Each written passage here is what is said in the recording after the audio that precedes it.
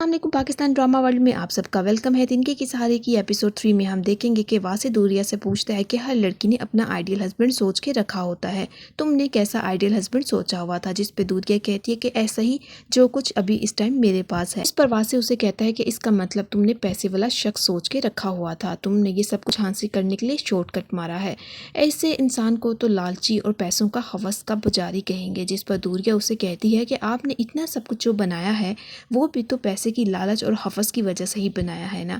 واصل کو یہ بات دوریا کی بالکل بھی پسند نہیں آتی اور وہ غصے سے انداز میں کہتا ہے کہ یہ سب کچھ میں نے اپنی محنت اور لگن سے بنایا ہے، تمہاری طرح میں نے کوئی شارٹ کٹ نہیں مارا۔ جس پر دوریا اسے کہتی ہے کہ لڑکوں کے پاس تو آپشن ہوتا ہے، لڑکیوں کے پاس تو یہی آپشن ہوتا ہے کہ شادی کر کے وہ اپنا لائف سٹائل بدل سکے، اور میں نے کچھ غلط نہیں کہا۔ خیر یہاں پہ بھی واصل اور دوریا کے بیچ اس بات پر بحث ہو جاتی ہے۔ واصل بڑی مشکل سے اپنے غصے پہ کنٹرول رکھ پاتا ہے اور وہ کہتا ہے کہ یہ سب کچھ میرا اپنا محنت کا بنایا ہوا ہے۔ دوریا فوراً ہی بات بدل دیتی ہے اور کہتی ہے کہ شادی کے اگلے دن لڑکی اپنے ماں باپ سے ملنے جاتی ہے، کہ آپ مجھے میرے ماں باپ سے ملنے کے لیے نہیں لے کے جائیں گے؟ جس پر واصل کہتا ہے کیوں نہیں، چلاؤ چلتے ہیں۔ وہ فوراً گاڑی میں چلے جاتے ہیں اس کے ماں باپ کے گھر، لیکن راستے میں کیونکہ واصل کو اس بات کا یقین ہوتا ہے کہ دوریا اپنے ماں باپ کے سامنے رو دے گی، تو اسی لیے وہ فوراً کہتا ہے کہ دوریا یہ دیکھو یہ گاڑی کتنی اچھی ہے، تمہیں ڈرائیونگ آتی ہے؟ جس پہ دوریا کہتی ہے ہاں میں نے اپنے ابا سے سیکھی تھی۔ جس پر واصل کہتا ہے ہاں ان کے پاس تو مینول ہوگی، یہ آٹومیٹک ہے، یہ گاڑی میں نے تمہارے لیے لی تھی کہ تمہیں شادی کے دوسرے دن گفٹ کروں گا۔ خیر دوریا یہ بات سن کر خوش بھی ہوتی ہے اور اندر سے دکھی بھی، اسے سمجھ نہیں آ رہا ہوتا کہ وہ کیسا بیہیو کرے۔ دوریا جب اپنی ماں کے گھر پہنچتی ہے تو واصل کو وہاں پہ بھی غصہ آ جاتا ہے کیونکہ پارکنگ کی کوئی جگہ نہیں ملتی تھی۔ ایمن دوپہر کو اٹھ کر جب باہر آتی ہے تو تب تک قدر نے گھر کے سارے کام کر لیے ہوتے ہیں۔ قدر اسے کہتی ہے کہ ارے واہ بھائی تم نے تو پہلے دن ہی ساری چیزوں پر۔ قدر بات بدل دیتی ہے اور ایمن کو کہتی ہے کہ بھابھی آپ چائے پیئیں گی؟ جس پر ایمن کہتی ہے کہ نہیں، مجھے چائے پینے کی خود عادت ہے بنا کے، تاکہ میں اپنی چیزوں کا حساب کتاب بھی رکھ سکوں۔ خیر تم مجھے یہ بتاؤ کہ تم اس گھر کو چلانے کے لیے کیا حصہ ڈالو گی؟ قدر کہتی ہے کہ یہ تو مجھے نہیں پتا، انہیں پتا ہے۔ ایمن انہیں سن کر خود ہنس دیتی ہے اور کہتی ہے کہ تم حماد بھائی کے لیے انہیں کا لفظ استعمال کر رہی ہو، اس گھر میں انہوں شنہوں آپ وغیرہ استعمال نہیں ہوتا، اس گھر میں رہنے کے لیے چمڑی لگانی پڑتی ہے یا پھر دمری۔ دوسری طرف دوریا اپنی ماں کے پاس آتی ہے اور اپنے اسے دل کا حال بتانے کی کوشش کرتی ہے، لیکن ماں ہے اس کی کہ اس کی کسی بھی بات پر غور نہیں دیتی۔ اس کے بعد وہ کہتی ہے کہ میں آپ کو کب سے کچھ بتانے کی کوشش کر رہی ہوں، لیکن آپ میری کسی بھی بات پر غور نہیں کر رہی۔ جس پر ماں اسے کہتی ہے کہ میرے شوہر نے مجھے کہا ہے کہ بیٹی کا گھر بسانے کے لیے گونگے یا بہرے بن جانا چاہیے۔ کہتی کہ میں اپنے دل کا حال بھی آپ کے ساتھ شیئر نہیں کر سکتی، دل ہلکا نہیں کر سکتی؟ جس پر ماں کہتی ہے کہ بتاؤ تم کیا کہنا چاہ رہی ہو؟ دوریا ساری باتیں ان کو بتاتی ہے کہ مجھے پہلی رات ہی چھوٹی سی بات پر انہوں نے تھپڑ مار دیا، پھر ہیرے کی انگوٹھی بھی دے دی اور مہنگی گاڑی بھی۔ مجھے سمجھ نہیں آ رہی کہ میں خوش ہوں یا روں، میں کل سے خوش ہونے کی کوشش کر رہی ہوں لیکن خوش نہیں ہو پا رہی، مجھ سے بہت بڑی غلطی ہو گئی۔ دوریا کی ماں اس کو سمجھانے کی کوشش کرتی ہے کہ دوریا اگر تو اس نے معافی مانگ لی ہے تو تم اس کو معاف کر دو، کیونکہ معافیاں اور تحفوں کی صورت میں تلافیاں یہ تو تنکے کا سہارا ہوتی ہیں۔ کئی عورتیں تو اس تنکے کے سہارے ہی پوری زندگی بسر کر دیتی ہیں، تمہارے پاس تو یہ بہانے ہیں کہ تمہیں مہنگے مہنگے تحفے تلافیوں کی صورت میں مل جاتے ہیں، لیکن کچھ عورتوں کے پاس تو اس چیز کی بھی امید نہیں ہوتی، تمہیں تو معافیوں کے بدلے اتنے مہنگے تحائف مل رہے ہیں، اب تم خوش ہو جاؤ۔ اور مجھے بھی خوشی ہو رہی ہے تمہیں دیکھ کے کہ میری بیٹی ہیرے کے جوہر پہن کر اور مہنگی گاڑی بٹور کر آج میرے گھر آئی ہے۔ آج کے بعد تم بھی باصرف قسم کی عورت بن جاؤ اور خوش ہو جاؤ ان چھوٹی چھوٹی باتوں پہ۔ تمہیں پہلے بہت سمجھایا تھا، تب تمہارے پاس وقت تھا، لیکن اب وہ وقت گزر گیا ہے۔ اب جب تم نے یہ بات ایکسیپٹ کر لی ہے تو تم اب اسی بات کو لے کر اپنی زندگی گزارو۔ دوسری طرف قدر کی بہن اس کے گھر آتی ہے تو اس کی حالت دیکھ کر کہتی ہے کہ قدر تم نے اپنی حالت کیا بنا کے رکھی ہوئی ہے، لگتا ہے کہ ابھی پورے گھر کا کام کر کے فارغ ہوئی ہو، مجھے تو لگتا ہے کہ تم اس گھر میں خوش ہو یا نہیں؟ جس پر قدر اسے کہتی ہے کہ آپ میرے سے یہ سوال کیوں کر رہی ہیں؟ اگر میں کہوں گی کہ میں خوش نہیں ہوں تو باجی مجھے بتائیں کیا آپ مجھے اپنے گھر لے جائیں گی؟ جس پر اس کی باجی کہتی ہے کہ قدر ہمارے معاشرے میں یہ سب کچھ نہیں ہوتا۔ جس پر قدر کہتی ہے کہ پھر آپ میرے سے یہ بات کیوں پوچھ رہی ہیں؟ آپ کے سوال میں ہی آپ کا جواب ہے۔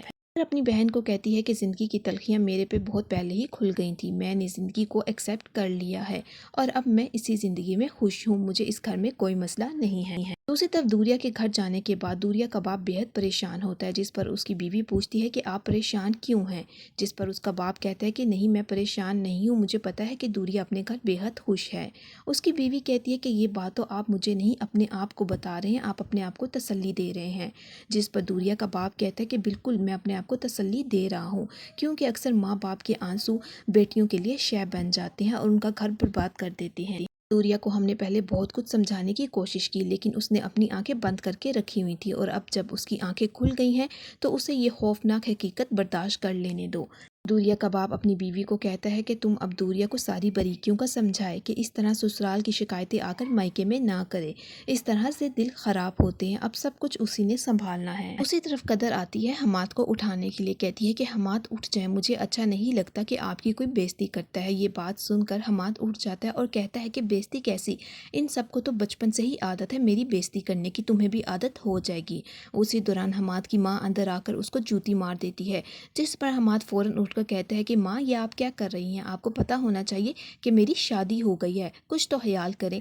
जिस पर उसकी माँ कहती है कि तुम्हारी शादी हो गई है, इससे पहले तुम अपनी बीवी का बोझ उठाने के तो लायक हो जाओ, जाकर मेरा किराया लेकर आओ। उधर जाते वक्त हमाद को कहती है कि हमाद, क्या आपको वाकई थोड़ी सी भी बेइज्जती महसूस नहीं होती? जिस पर हमाद हंस देता है और कहता है कि नहीं, मुझे इस चीज़ की आदत हो गई है।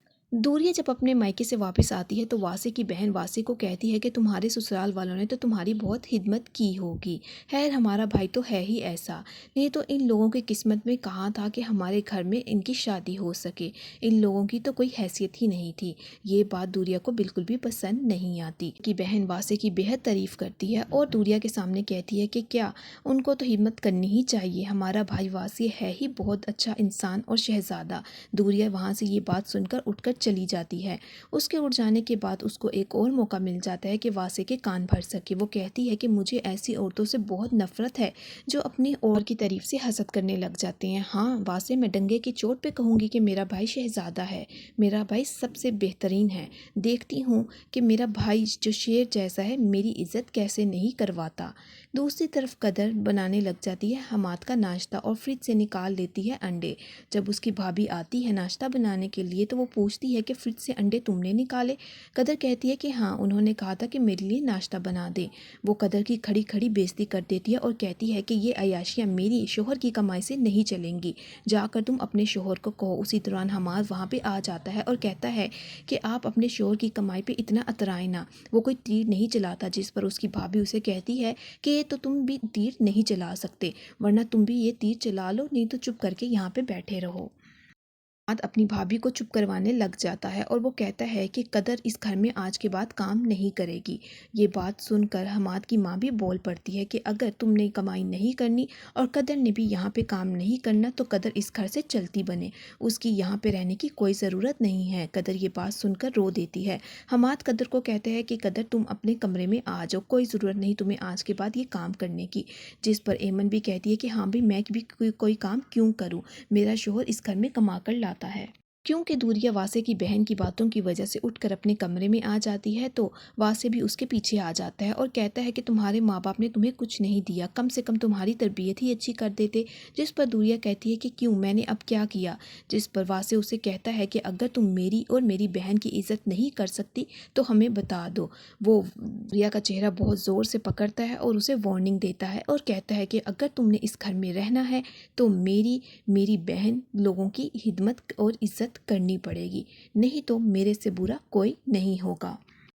अपने कमरे में आकर अपने हमाद शोहर को कहती है कि मुझे अच्छा नहीं लगता कि पूरे घर वाले आपकी बेइज्जती करते हैं, आप कोई काम क्यों नहीं करते? जब सारे आपकी इज्जत करेंगे तो मेरी भी इज्जत करेंगे और बीवी की इज्जत होती ही तब है जब घर में शोहर की कोई इज्जत हो। खैर फिर रात के वक्त वो बाहर आकर अपनी सास को खाना देती है तो उसकी सास उसे कहती है कि ये खाना देने से कुछ नहीं होगा, अपने शोहर को किसी काम पे लगाओ। बीवियाँ तो अपने शोहर से पूरा काम छुड़वा लेती हैं, तुम ये भी नहीं कर सकती? वो कदर को कहती हैं कि तुम यहाँ पे कोई जहेज भी नहीं लेकर आई। मैं अपने बच्चे का तो बोझ उठा ही रही हूँ, लेकिन अब तुम्हारा बोझ भी साथ नहीं उठाऊंगी। अपने शोहर को कहो कि उठ के कोई काम करे। वो सीधा सीधा उसको सुना देती है। अगली सुबह वासे दूरिया को बेहद प्यार भरी निगाहों से देख रहा होता है। उसके दिल में दूरिया के लिए एक सॉफ्ट कॉर्नर भी है। वासे की बहन ने फिर एक जाल बिछाकर रखा होता है। वो वासे को जाल में फंसाने के लिए सुबह सुबह उठ जाती है और वासे को ये शो करवाना चाह रही होती है कि तुम्हारी बीवी दूरिया को तुम्हारा कोई ख्याल नहीं, मैं तुम्हारी खातिर सुबह सुबह उठकर ये सारा कुछ कर रही हूँ। वो अपने शोहर को ये सारी बातें बता रही होती है कि मैं ये सब कुछ अपने वासे के लिए कर रही हूँ ताकि वो हमें इस घर से बाहर ना निकाले। वासे आता है और कहता है कि आप ही आज आप इतनी जल्दी क्यों उठ गई। जिस पर उसकी बहन कहती है, अरे भाई तुम्हारी बीवी तो सुबह से सो रही है। मुझे था कि जब तुम्हारी शादी हो जाएगी तो तुम्हारी बीवी तुम्हारे सारे काम करेगी, लेकिन वो तो अभी तक सो रही है। मैं तो अपने वासे की खातिर उठकर बैठ गई हूँ। ये काम तो उसका था। पहले मानती हूँ मैं भी पहले सुबह सुबह नहीं उठी करती थी, लेकिन मैं तो एक अमीर कबीर भाई की बहन हूँ, लेकिन वो तो एक मिडिल क्लास फैमिली से लड़की है, तो वो क्यों नहीं सुबह उठी। देखेंगे कि अगली एपिसोड में क्या होगा। अगर आपको मेरी ये वीडियो पसंद आई हो तो काइंडली मेरे चैनल को लाइक और सब्सक्राइब करना मत भूलिएगा।